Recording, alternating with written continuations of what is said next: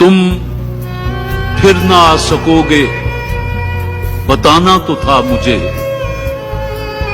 तुम दूर जाके बस गए, मैं ढूंढता फिरा.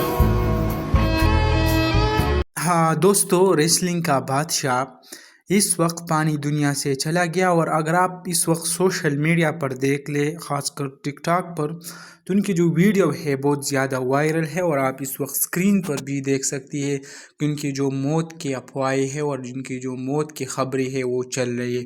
इसमें हकीकत क्या है, अगर आप देख ले तो सोशल मीडिया पर कोई भी इस तरह का यानी जो ट्रस्ट नहीं करता।